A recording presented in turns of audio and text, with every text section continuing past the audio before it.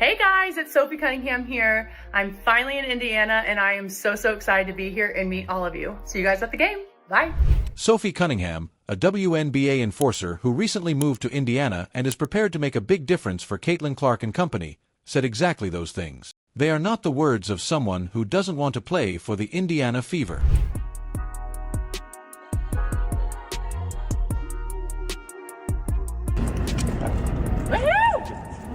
Finally here! Got it! All right. Cheryl Swoops was occupied with informing everyone that no one wanted to play in Indiana. Sophie Cunningham's excitement about joining the Fever, her press conference, her workouts, and her social media posts were literally making the internet go crazy. In this video, we'll dissect everything Sophie said about Caitlin Clark and the Indiana Fever, her hectic first day with the team, and how she's clapping back at all the haters. Do you think you're ready to let go? The Indiana Fever just got the missing piece they needed, and the haters are about to eat their words. Oh gosh, this is the first time I've seen my jersey. Oh, I love this. It's like I'm a rookie all over again. What if I told you that Cheryl Swoops was occupied with complaining that no one wanted to play for Indiana? When Sophie Cunningham received the trade call, she was actually by a pool in Phoenix. Her first emotion was one of sheer pleasure rather than disappointment or hesitation. Where were you when you found out about this, and what was kind of that general reaction to a fresh start here? Yeah, you guys will learn that if I'm not in the gym, I'm normally by the pool. And so I was actually poolside when I found out. And, you know, there's a lot of emotions just because I have been out there for so long. But to be honest, my original thought was like, oh, heck yeah. Like, we're about to go win a championship. Like, that's exactly where my mind went. And like I said, it's all about the people. It's about the culture. I learned a lot out there, but now I'm ready to move on to something bigger, something better, and have a lot of really great players around me to, you know, seriously go win a championship. Yes, while the detractors were busy formulating their next critique, the idea that elite players don't want to join the craze was totally disproved. In stark contrast to all of the unfavorable rhetoric we've been hearing, Sophie was already psychologically getting ready for a championship run in Indiana. Yeah, you know, I'm stoked. I'm so excited. I think it's refreshing. I've been in Phoenix for the past 6 years, was drafted out there. I've had a really great time. I've been very blessed with being around a lot of GOATs in the game and learning the game on another level. But again, like, this is just a new style, and this is the style that I thrive in. When you have people who can shoot the ball, who move the ball, who are running gunners, and share the ball, like, this is the type of offense that I want to be. Sophie's excitement was uncontrollable when she finally reached Gainbridge Fieldhouse. One video of her exploring her new basketball home went viral on social media, capturing her sincere happiness.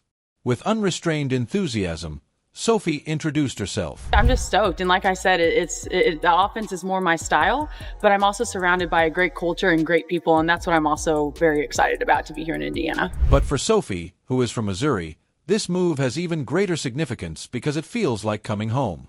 She told Indiana media during her introduction that her roots are in the Midwest and that she wanted to be near her home.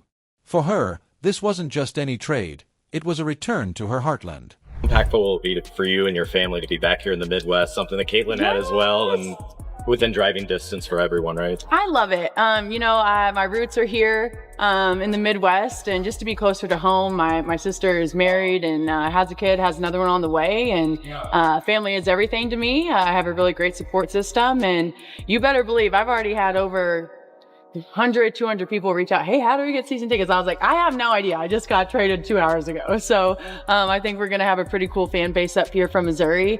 But again, it's my Midwest roots. I'm excited to be around Midwesterners again. It's my type of people, and so I'm happy to be here. Sophie's rivalry is particularly noteworthy since it is already affecting team dynamics in a league where some celebrities have egos larger than their skills. Sophie highlighted the value of a selfless culture right away. Excited, but to be honest, I think when you have a group that can let go of the egos and you're really just here to win and work hard, I think that's the best type of group, and you're all willing to do the dirty work, and I think that's what I'm most excited about. That's my bread and butter right there, is outwork your opponents and have fun doing it. Support from fans flooded social media with enthusiasm about watching her in action, and there was no need for an adjustment period because Sophie didn't simply join the squad.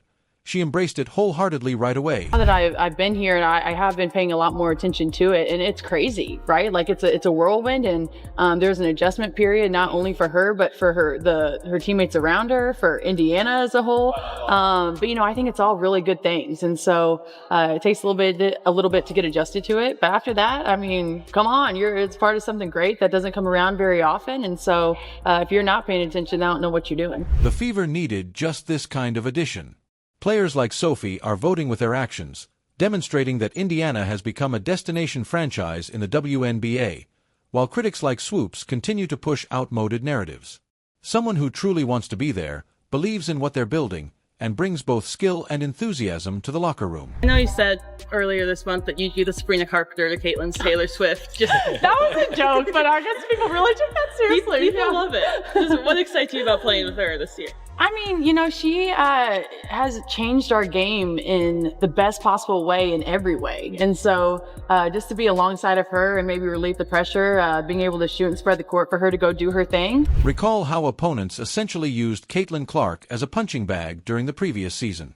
The cheap shot, the hard screens, the needless contact after whistles, and the Fever were all necessary to give Clark what he sorely needed, but he lacked a real enforcer who would have made opponents reconsider. She's still young, and I think that I've been taken under, Diana took me under her wing, and I've learned a lot from her, and now I hope to kind of do the same for Caitlin if she wants it. I just think the relationship piece is huge, and when you're trying to do something great, it takes everybody, and so I want her to go do her thing, and anything she needs from me, I'm going to be here. But again, I think that like just the competitor that I am, I'm fierce, I'm sassy.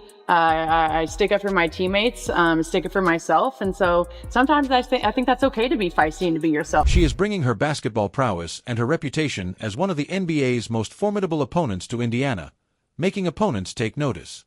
During her first news conference, Sophie made it clear that she was fierce and outspoken. Those 5 words, "I stand up for my teammates and I stand up for myself," may have been the most significant thing Clark has heard over the offseason. To play in front of the fans, I think that she's drawn a lot of people, not only to Indiana, but to the women's game as a whole. And so just to be a part of something great, just really happy to be here. Let's face it, the rookie superstar season was brutal. We all watched as Clark was repeatedly bumped, knocked around, and targeted with little repercussion. The physical play intensified in game after game, and her teammates didn't seem to be able or willing to intervene and send a message. It was like watching a boxing match where only one fighter had someone. Caitlin Clark was getting hit a lot.